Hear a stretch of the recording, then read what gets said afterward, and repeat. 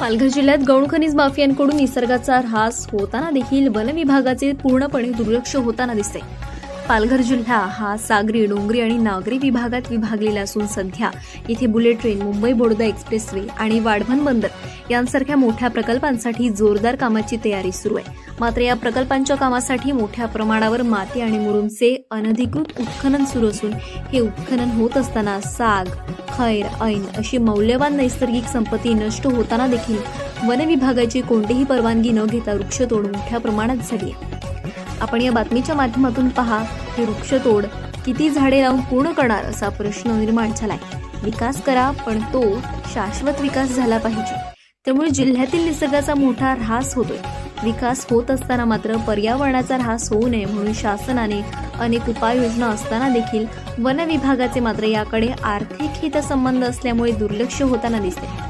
कासा one परिक्षेत्रात British कालीन चौकीला सुद्धा परप्रांतीय लोकांचा विळखा पडला असून अनेक ठिकाणी वनजमिनीवर दुकाने थाटली आहेत। आदिवासींना कसून खाण्यासाठी दिलेल्या वनजमिनी महसूल विभागाच्या जमिनींचे खाजगीकरण, भोगवटा, अति शर्ती बदलून मोठ्या प्रमाणात अवैध उत्खनन होताना दिसते। दिवसा रॉयल्टी, रात्री विदाऊट रॉयल्टीने ओव्हरलोड, मोठ्या प्रमाणात ही वाहतूक सर्वच ठिकाणी होत असताना दिसते। पकडला तर चोर, नाहीतर साव अशी भूमिका सध्या जिल्ह्यात दिसते। अवैध उत्खननाबाबत जिल्ह्यात माती मुरुम उत्खनन करणारे हे व्यावसायिकांचा मात्र आर्थिक टोल नाका हा जिल्हा प्रशासनाकडे असल्याचे आरोप सध्या नागरिकांकडून होत आहेत। महसूल आणि वन विभागाच्या अधिकाऱ्यांवर गौण खनिज माफियांशी असलेले आर्थिक हितसंबंध असल्यामुळेच शासनाचा महसूल बुडवून ही वाहतूक होताना दिसते। डहाणू, कासा, मनोर, दहिसर, पालघर वन परिक्षेत्र अधिकाऱ्यांचे दुर्लक्ष होत असल्यामुळे तक्रारी प्रसारमाध्यमात बातम्या प्रकाशित केल्यानंतर सुद्धा कारवाई होत नसल्याबाबत नागरिकांनी नाराजी व्यक्त केली। त्यामुळे राज्याचे वनमंत्री, जिल्ह्याचे पालकमंत्री गणेश नाईक कामचुकार अधिकाऱ्यांवर कारवाई करावी म्हणून मागणी जोर धरू लागली। याबाबत नागरिकांनी थेट तक्रार अर्ज वनमंत्री गणेश नाईक यांना देऊन कारवाईची मागणी केली आहे। पाहूया वनमंत्री, पालघर या जिल्ह्याचे पालकमंत्री गणेश नाईक यांची प्रतिक्रिया। सर, मुंबई अहमदाबाद असेल किंवा वडोदरा एक्सप्रेससाठी मोठ्या प्रमाणात वनजमीमधल्या झाडं तोडलेली आहेत, खाजगीमधली पण तोडले आहेत। तक्रारी करून सुद्धा DCF असतील, ते वनसंरक्षक अधिकारी असतील, अजिबात लक्ष देत नाही। याबद्दल काय म्हणते? हे बघा, विकास करायचा असेल तर झाडं तोडणं हा शब्द बरोबर नाही। झाडांची एका जागेतून दुसरीकडे त्याची लागवड करणं, ट्रान्सफर करणं। आता राहिला की ती ट्रान्सफर करताना 100 झाडं जर त्या ठिकाणी ट्रान्सफर केली तर त्याच्यातला रिझल्ट 100% येत नाही। परंतु एकूणच देशाची प्रगती, राज्याची, जिल्ह्याची, तालुक्याची, गावाची करायची असेल तर शिस्तबद्ध काही गोष्टी आपल्याला त्यागाव्या लागतील। उदाहरणार्थ, मी पर्यावरण मंत्री असताना रत्नागिरी जिल्ह्यामध्ये फिनोलेक्स कंपनीचा टँक फार्म म्हणजे मोठ्या प्रमाणामध्ये परदेशातून येणारा केमिकलचा साठा करण्याचं त्यांचं नियोजन होतं। त्यावेळेचे तत्कालीन जिल्हाधिकारी, त्यांचं मी नाव घेतलं तरी ते नाकारलं। फिनोलेक्सचे छाबरिया हे मला भेटले।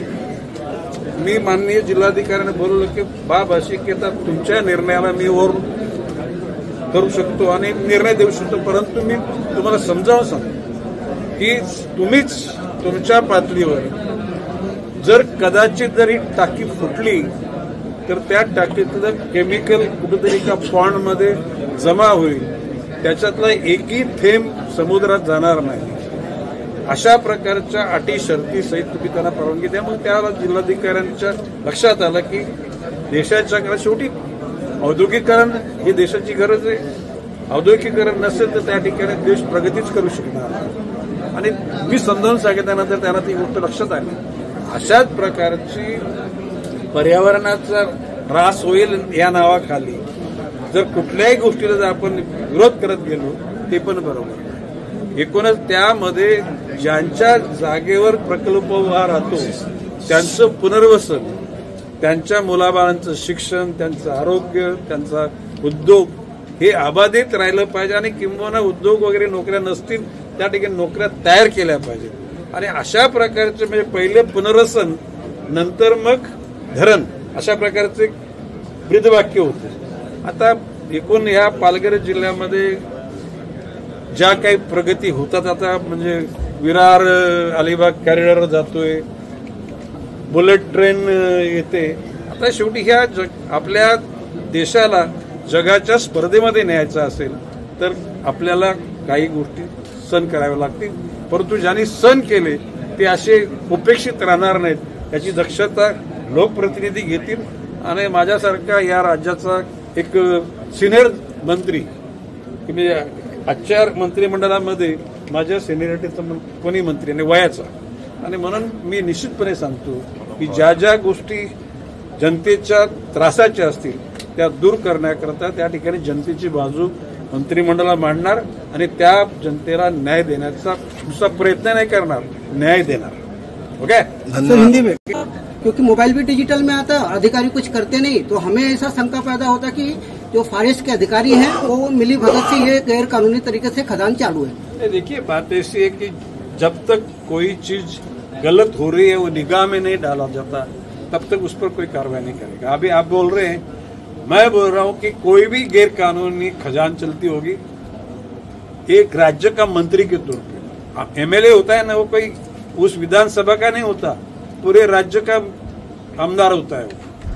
कौन से भी विधानसभा में आने वाले गांव का कौन सा भी प्रश्न उठा सकता है. जैसे कि मंत्रिमंडल का सदस्य होने के कारण पालघर जिला एक जमाने में थाने जिला का ही भाग था. हमें पालघर जिला के नागरिकों से, उनकी पूरी नेचर से हमें प्यार है. आप लोग मेरे ध्यान में लाओ, मैं उचित कार्रवाई करने के लिए आदेशित करूंगा. फॉरेस्ट का होगा तो मैं वो मनमंत्री हूँ, एक भी गलत चीज उधर होने नहीं दूंगा, रास्ते की हो या तोड़ने की हो. बाकी बात रही कि विकास के लिए तो कुछ न कुछ अपने को जिम्मेदारी लेनी पड़ती है. आप बोलेंगे कि भाई विकास भी चाहिए और ये हमारे खेती भी रास्ते के लिए नहीं देंगे, स्कूल के लिए नहीं देंगे, हॉस्पिटल, तो कैसा चलेगा. त्याग तो करना पडेगा. सर, पण वनजमिनी ज्या आहेत त्या जंगलातून 2 किलोमीटर आतमध्ये आहेत आणि जो नॅशनल हायवे आपला आहे 8 त्याच्या बाजूला खाजगी गट बसून आणि त्या परप्रांतीय माणसांना ते देण्यात आले. तुम्ही त्या बाबतीतलं निवेदन मला द्या. मी तुम्हाला आणि सगळ्यांना सांगतो, ऐकून घ्या. ऑनलाईन माझ्या पीए लोकांकडे तुम्ही जर अर्ज केलात तर ऑनलाईनवर त्याचा रिमार्क मारून मी त्या अधिकाऱ्याला पाठवेन योग्य ती तपासणीसाठी, योग्य त्या कारवाईसाठी, आणि त्या पाठवलेल्या पत्राची प्रत पण तुम्हाला पाठवून. धन्यवाद. धन्यवाद.